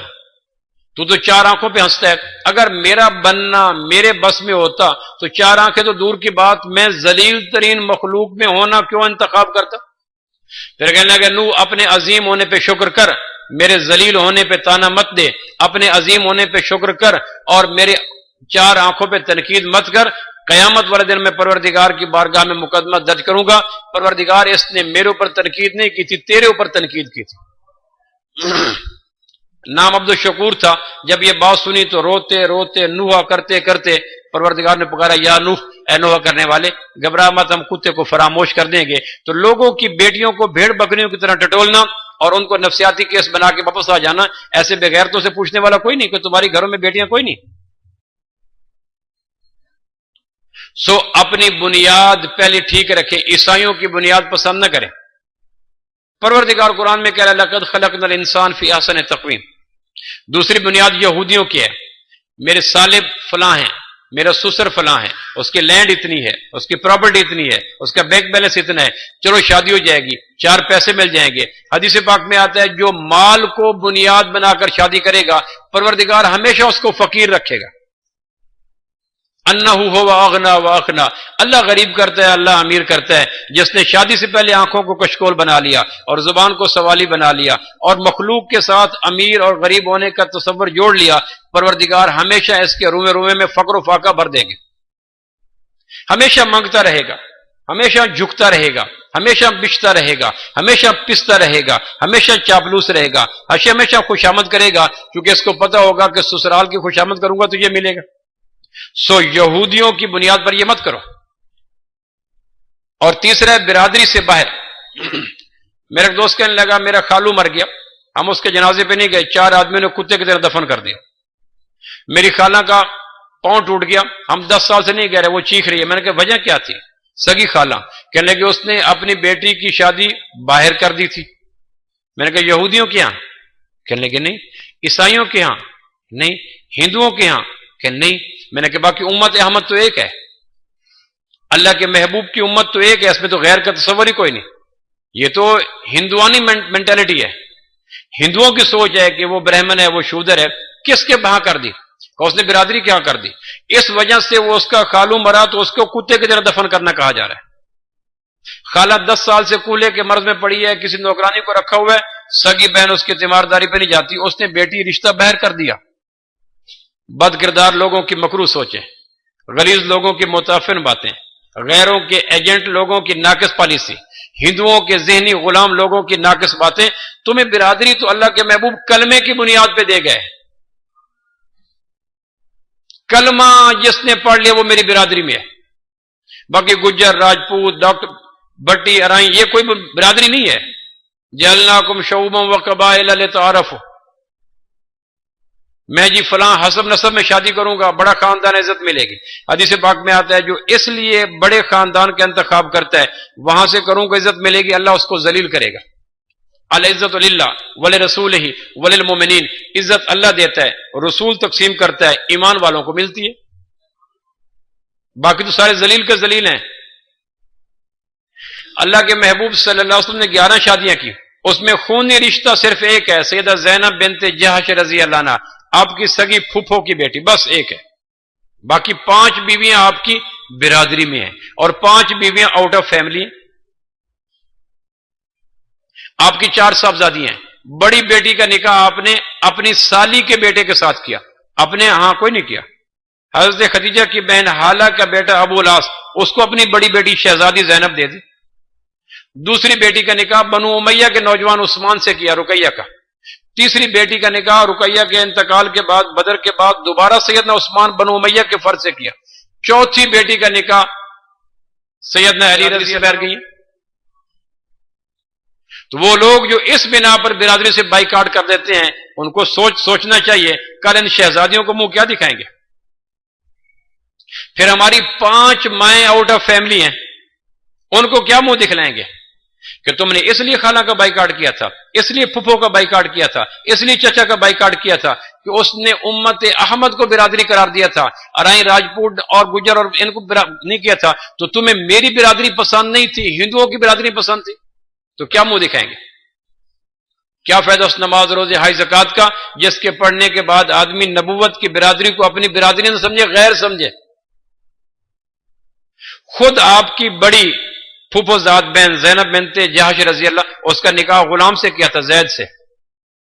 زید بکتا بکاتا آیا تھا، اوکاز کے میلے میں بکا، حکیم بن حزام نے خریدا، شادی کے موقع پہ اپنی پھوپھو زاد بہن حضرت خدیجہ کو دے دیا، خدیجہ نے ڈونیٹ کر دیا آپ علیہ السلام کو۔ بکتا بکاتا غلام پتہ نہیں کہاں ڈاکہ پڑا، ڈاکوں نے نوجوان کو اٹھایا، اوکاز کے میلے میں سیل آؤٹ کیا، حکیم بن نظام نے پرچیز کیا، سیدہ خدیجہ کو تحفہ دیا، شادی کے بعد انہوں نے نبوت کے قدموں میں ڈھیر کر دیا، تو آپ نے اپنی سگی امیمہ پھوپھو کی بیٹی زینب کا نکاح اپنے غلام سے کر دیا، غیر سے نہیں کیا، جو ہمارے ہاں غیر کہتے ہیں جس کو۔ سو ہندوؤں کی بنیاد پر اپنے اور غیر کا تصور نہ رکھیں، اگر ماننا ہے تو جس کا کلمہ پڑا اس کی برادری کو مانیں، اللہ کے واسطے اس جرم عظیم سے توبہ کریں کہ ہم نے فلاں سے تعلق کاٹ دیا، اس نے بہر شادی کیوں کی تھی۔ آج کئی بچیاں بلوغت کے بعد سائیکی پیشنٹ بن چکی ہیں، نفسیاتی مریض بن چکی ہیں، کیونکہ ہم نے شادی کرنے کے لیے نبوت کی برادری کی بجائے اپنی برادری، اپنی گوت، اپنے خون کو ترجیح دی۔ آپ نے فرمایا جو خاندان کی بنیاد پر شادی کرے گا اللہ اس کو ذلیل رکھے گا۔ تو چوتھی بنیاد ہے دین، کمال۔ آپ فرمایا جو شادی کرنے سے پہلے دیکھے گا نوجوان دیندار ہے یا نہیں، بچی دیندار ہے یا نہیں۔ تو جو دین کو بنیاد رکھے گا اس میں حسن کو بھی دیکھ لے، اس میں برادری کو بھی دیکھ لے، اس میں جمال کو بھی دیکھ لے، اس میں خاندان کو بھی دیکھ لے، لیکن بیس فاؤنڈیشن اور بنیاد دین رکھے، باقی ساری چیزیں سپورٹنگ رکھے کہ ٹھیک ہے میری اصل بنیاد دین ہے، لیکن شکر ہے میری برادری میں مل گئی، شکر ہے مجھے حسین مل گئی، شکر ہے مجھے مالدار مل گئی، باقی ساری چیزیں مل جائیں، لیکن جس نے بنیاد دین کو بنایا، اللہ کے پاک محبوب نے فرمایا اللہ اس کو عزت بھی دے گا، سکون بھی دے گا، مال بھی دے گا۔ اور آخری بات بھائیو، شادی سے پہلے ہم اپنی گاڑی کسی آدمی، میرے پاس ایک نوجوان آیا امریکہ میں نیو یارک کے اندر، وہ ٹیکسی چلاتا ہے، میں اپنی گاڑی پہ جا رہا تھا، کہنے لگے جی آپ کی گاڑی میں چلاتا ہوں، یہی گاڑی میرے پاس ہوتی ہے۔ اب ہمارا ملک آزاد ہے، دائیں چلاؤ بائیں چلاؤ، یہاں قانون کی پابندی تو ہے نہیں، اللہ کا شکر۔ امریکہ تو غلاموں کا ملک ہے جی، دائیں چلو بائیں چلو اور سگنل کا خیال رکھو۔ ہم ایک اللہ کا شکر ہے ماؤں نے آزاد جناب، ہم دائیں چلائیں بائیں چلائیں، درمیان میں چلائیں، آگے چلائیں پیچھے چلائیں، ہمیں کون ہوتا ہے قید کرنے والا؟ ماؤں نے آزاد جناب، اس نے چلانے کی کوشش کی، آزاد ملک کے آزاد شہریوں جب گاڑیاں دائیں میں گزری اس نے کہا جی میں نہیں چلا سکتا، آپ جانے آپ کی گاڑی جانے۔ آزاد دیش میں غلام دیش کا آدمی نہیں چلا سکا، ہم اللہ کا شکر ہے آزاد ہے۔ پی شوق سے آئے وائز، کیا بات ہے ڈر کی، جنت تیرے قبضے میں ہے دوزخ تیرے گھر کی، ہم آزاد لوگ۔ اچھا میں نے پھر اس کو گاڑی نہیں دی، چونکہ مجھے پتا تھا کہ 10-12 لاکھ کی گاڑی اگر انٹرین آدمی کو دے دی اپنا نقصان کرے گا، میرا نقصان کرے گا، سامنے والے کا نقصان کرے گا۔ گوشت پوشت کی گاڑی کسی کے حوالے کر رہے ہیں، بیٹی ہے لخت جگر ہے، اس کو ہاتھ کا چھالا بنا کے پالا ہے۔ بیٹیاں بڑی پیاری ہوتی ہیں، ایک ایک دن پال کے 20 سال کے بعد لاکھوں کے سامان کے ساتھ ایک اجنبی کے حوالے کر رہے ہیں۔ دیکھو اس کو زندگی کی گاڑی چلانے کے حقوق و فرائض کا پتہ ہے یا نہیں؟ اگر نہیں پتا تو کل کبھی ساس سے ٹکرائے گا، کبھی سس سے ٹکرائے گا، کبھی باپ سے ٹکرائے گا، کبھی دیور سے ٹکرائے گا، کبھی سالی سے ٹکرائے گا، اور روز اس کے ٹکراؤ اور پھڑن آتے رہیں گے، کیونکہ اس کو گوشت پوشت کی گاڑی کے چلانے کا طریقہ نہیں آتا، حقوق و فرائض کا پتہ۔ ایک نیا کپل بن رہا ہے، کسی کی بچی اپنے گھر میں لا رہے ہو، کسی کی عزت اپنے سیج پہ لا رہے ہو، کسی کا لخت جگر اپنے پاس لا رہے ہو، اور اس نے تو اس کو خوابوں میں پالا تھا اور ماں نے اس کو سنوارا تھا، آنے واحد میں اس نے سب کچھ آپ کے مہمانوں کی خاطر لاکھوں کا جہیز دیا، آپ کے کام کی خاطر اپنی بیٹی غلام بنا کے آپ کے بستر پہ دھر دی۔ اب کم از کم اس بیٹی کے ساتھ جو کسی کی ہے اور میری عزت بنی ہے، آسمان والے نے اس کے ساتھ جو ٹریٹ کرنے کا طریقہ دیا ہے، مجھے کم از کم وہ تو آنا چاہیے۔ اگر وہ نہیں آئے گا تو وہی ہوگا جو آج طلاق اور خلا کے نام پر ہو رہے۔ ایک چیز بیٹیوں کو ضرور سکھلائیں، بیٹیوں والوں سے گزارش کر رہا ہوں، ایک چیز بیٹیوں کو ضرور سکھلائیں، جہیز چھوڑو یا زیادہ، آنے والا داماد پڑھا لکھا یا ان پڑھ، اگر بیٹی ایک چیز سیکھ کے چلی گئی، اللہ کے گھر میں کہہ رہا ہوں تقدیر غالب نہ ہو تو اللہ کے گھر میں کہہ رہا ہوں بیٹی سکھی رہے گی، راج کرے گی، عزت کرے گی، چین سے رہے گی، پوتیوں دوتیوں والی بن جائے گی، اس کو کوئی پھٹن نہیں آئے گی، کریک نہیں آئے گا، کوئی تکلیف نہیں ہوگی۔ ایک چیز سکھا دیں بیٹیوں کو، بیٹیاں جب گھر میں ہوتی ہیں تو اے سی کا ماحول ملتا ہے، ساس کے پاس جاتی ہیں تو ہیٹر چل جاتا ہے، بیٹیاں جب گھر میں ہوتی ہیں تو گلستان میں ہوتی ہیں، سسر کے پاس جاتی ہیں تو روہی کے ڈیزرٹ میں چلی جاتی ہیں، بیٹیاں جب گھر میں ہوتی ہیں تو ماں باپ سونے سے جگاتے نہیں، وہاں سو لیں تو ایسے منہ زور نشتر آ کے چپتے ہیں کہ مت پوچھو، بیٹیاں گھر میں ہو تو ان کی خواہشات پوری ہوتی ہے، وہاں ضروریات کے لیے بھی تڑپتی رہتی ہیں۔ لہٰذا آپ یہ رکھیں کہ بیٹی کو اے سی سے ہیٹر میں بھیج رہے ہیں، چمن سے تندور میں بھیج رہے ہیں، شہد سے زہر میں بھیج رہے ہیں، مشرق کی روایت میں بھیج رہے ہیں، وہاں انہوں نے بیٹی بنا کے کوئی نہیں رکھنا، وہاں جائز بات پہ بھی تنقید ہوگی، کوکنگ پہ بھی تکلیف، اور یہ تھک کے ٹوٹ کے گرے گی گھر کو رات کو، نہ کوئی دبانے والا ہوگا، نہ کوئی پیار کرنے والا ہوگا، نہ کوئی لفظوں کے مرم رکھنے والا ہوگا، البتہ نشتریت ساری کی ساری اس کے بدن میں چبھو کر اس کی آنکھوں کو بے خواب کرنے والے کئی ہوں گے۔ ایک چیز بیٹی کو سمجھا دیں، وہ کون سی؟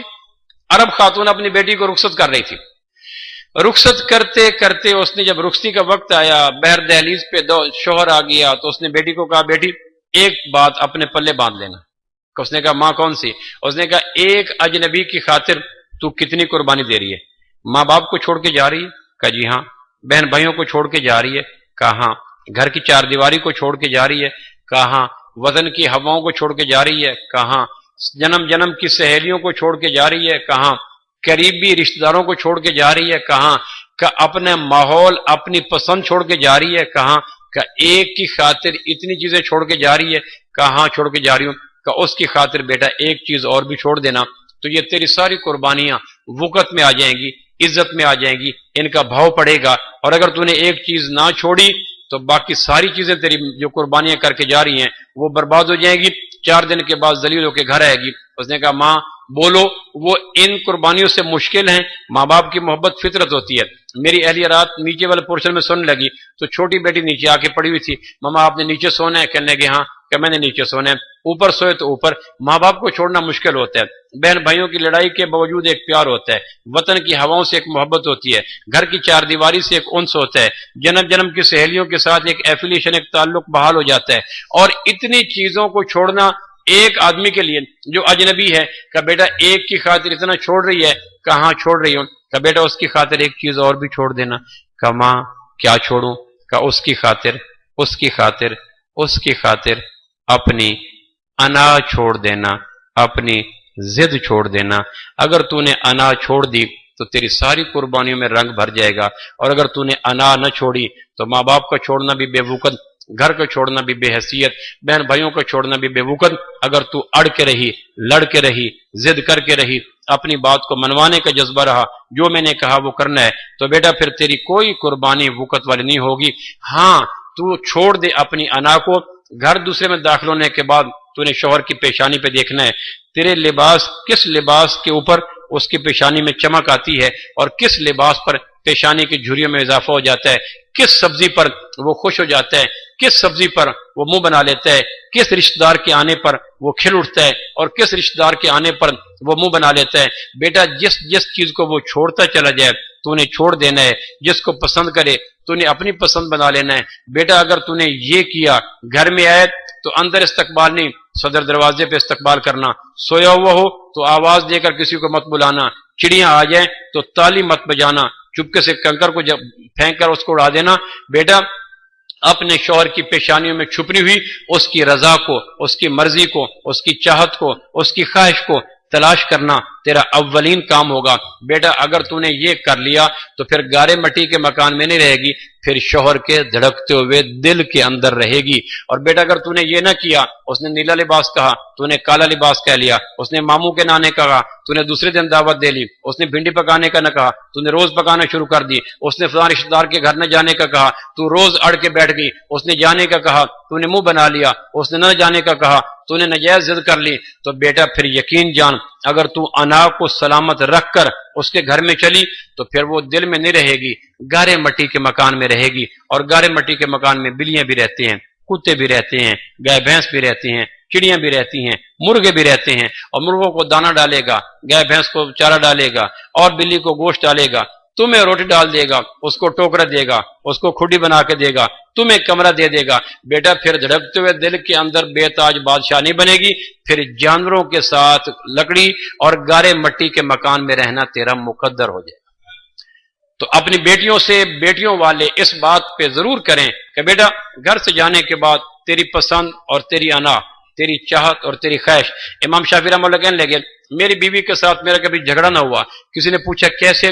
कि पहली रात मेरी बीवी ने मुझे कहा था इमाम साहब माकूलात में, मशरूबात में, मलबूसात में आपको क्या पसंद है? मैंने कहा ये चीजें तुम्हें पहली रात पूछने की जहमत क्यों हुई? उसने कहा आज के बाद जो मैं पहले लिबास पहनती थी वो मेरी पसंद खत्म, आज के बाद आपकी पसंद मेरे कंप्यूटर में फीड हो जाएगी। जो आपको खाना है वो मैंने खाना है, जो आपको पीना है वो मैंने पीना है, तो हम दोनों की पसंद एक होगी। टकराव उस वक्त होता है जब उसकी पसंद ये हो, मेरी पसंद ये हो। हर आदमी अपने पसंद के तहफ़्फ़ुज़ के लिए जतन करे तो टकराव हो जाता है। जब पसंद एक होगी तो हर आदमी एक होके रहता है, जिस्म दो होते हैं, जान एक हो जाती है।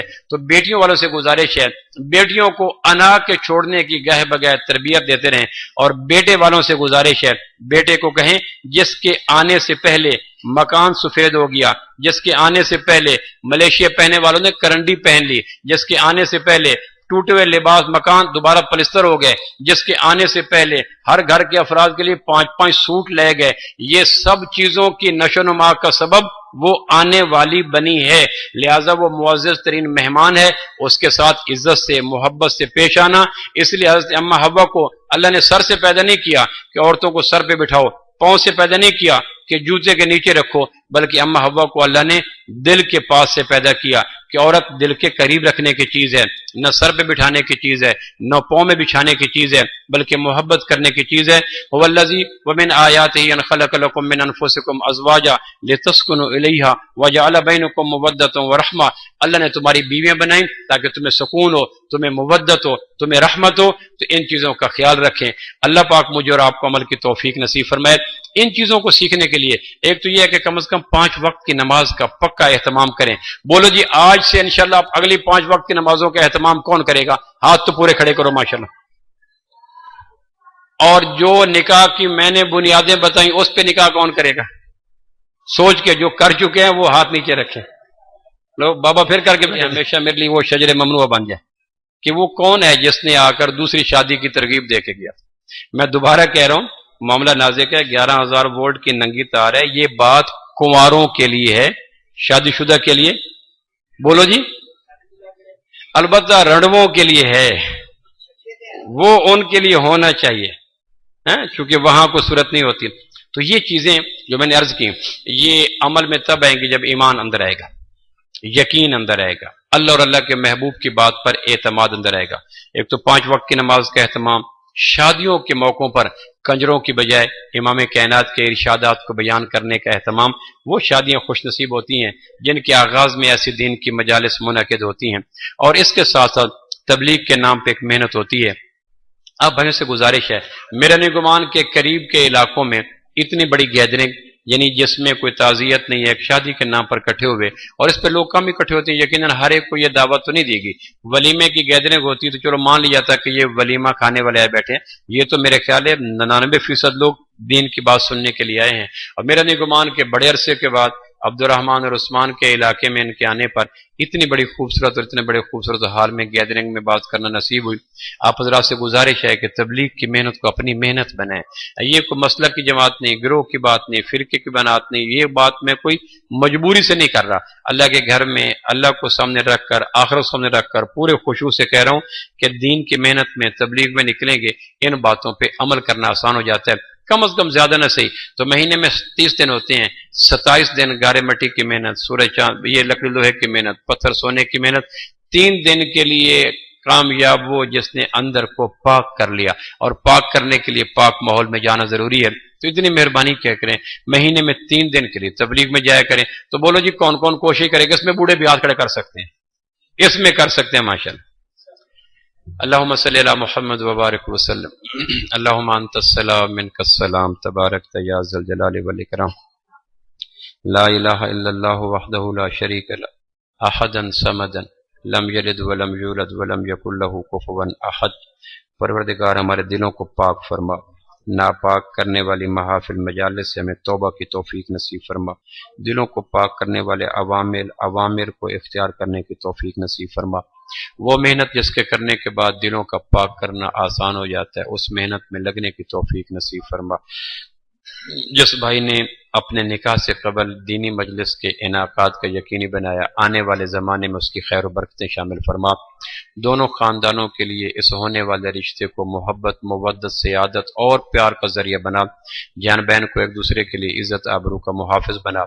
जिन वालिदैन के बच्चे बच्चियों के लिए मुनासिब रिश्ते नहीं मिल पा रहे, परवरदिगार बिरादरी की कैद से निकलने की तौफीक नसीब फरमा।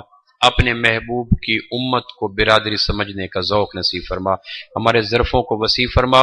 जिस तरह तेरे महबूब ने कलमा पढ़ने वाले को एक बुनियाद, एक उम्मत, एक बिरादरी करार दिया, हमें भी कलमे की बुनियाद पर बिरादरी बनाकर एक दूसरे के साथ रिश्ते करने की तौफीक नसीब फरमा। अल्लाहुम्मा सल्ली अला मुहम्मद व बारिक।